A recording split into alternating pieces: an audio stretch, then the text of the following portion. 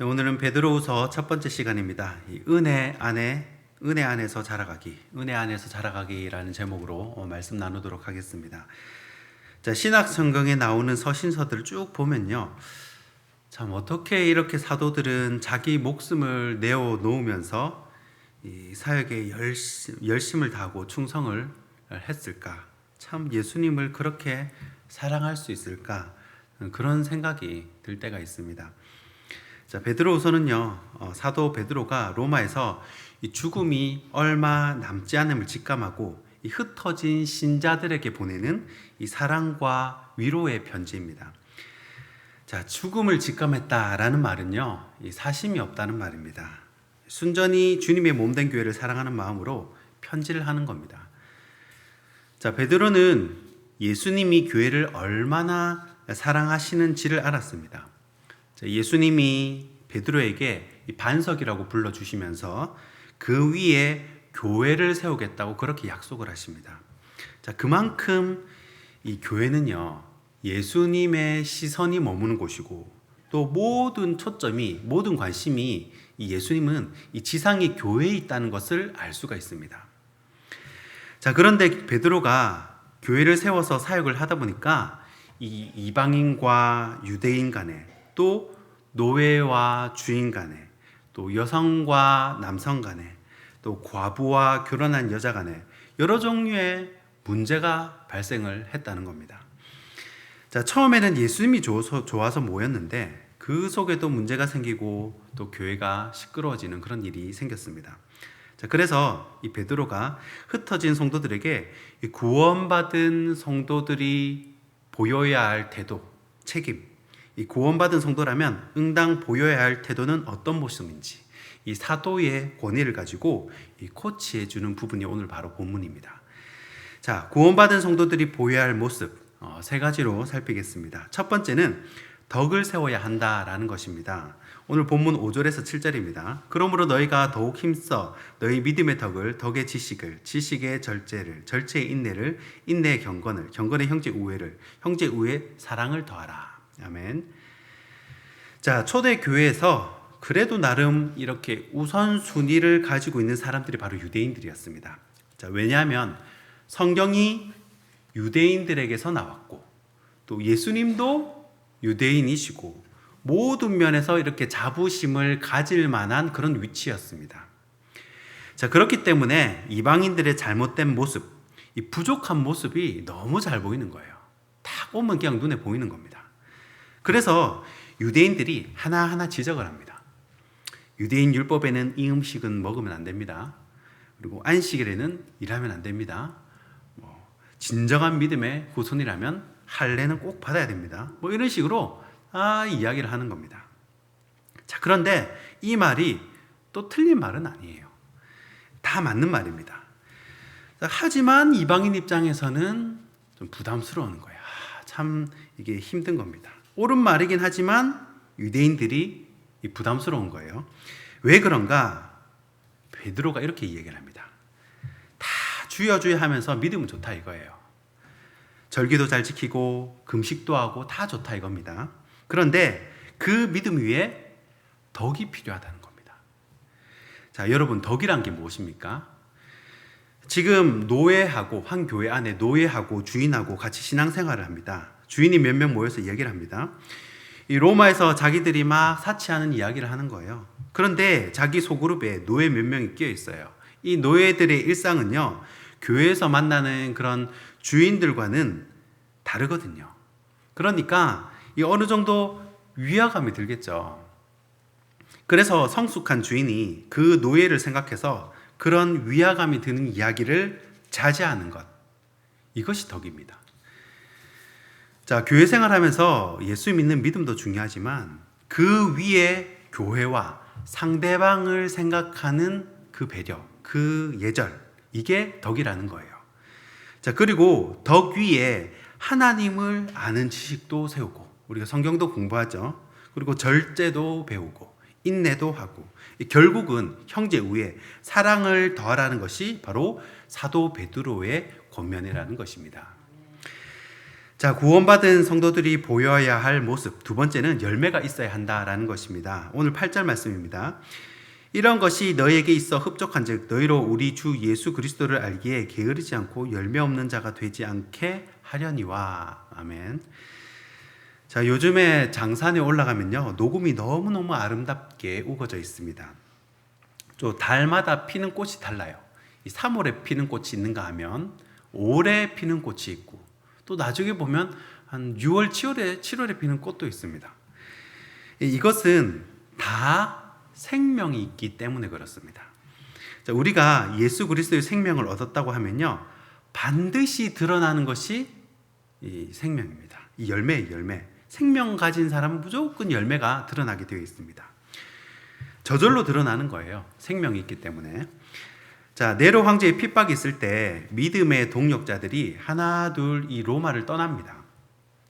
잡히면 죽으니까요. 근데 이 로마를 떠난다는 것은 곧 이 베드로를 떠난다는 말이거든요.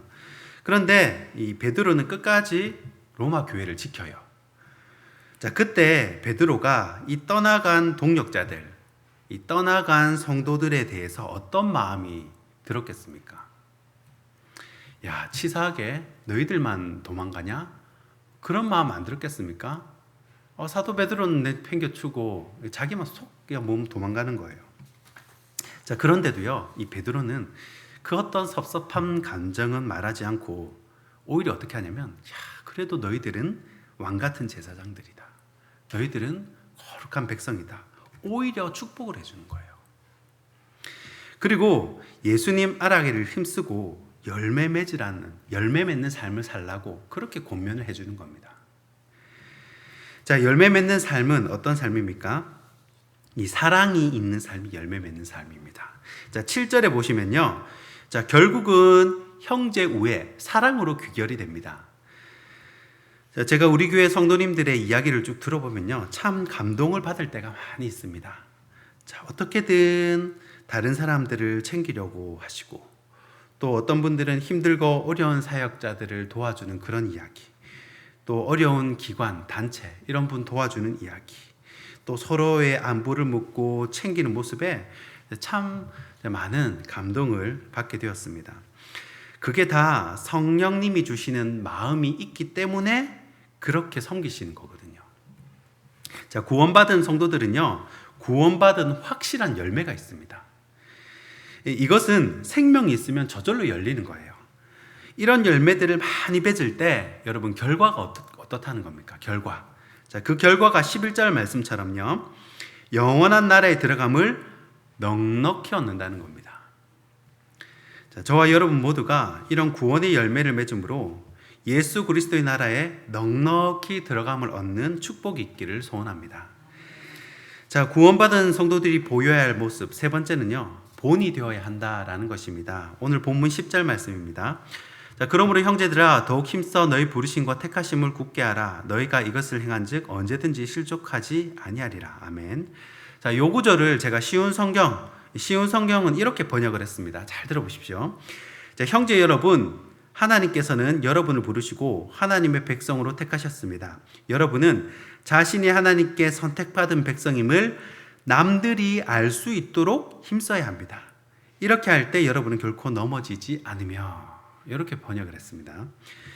자, 우리가 선택받은 백성임을 남들이 알 수 있어야 된다는 거예요. 딱 봤을 때, 야, 저분은 진짜 예수님의 성품이 느껴지는 분이야.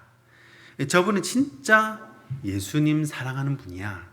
이게 느껴져야 한다는 것입니다. 그래야 신앙생활을 할 때 실족하지 않는다는 거예요.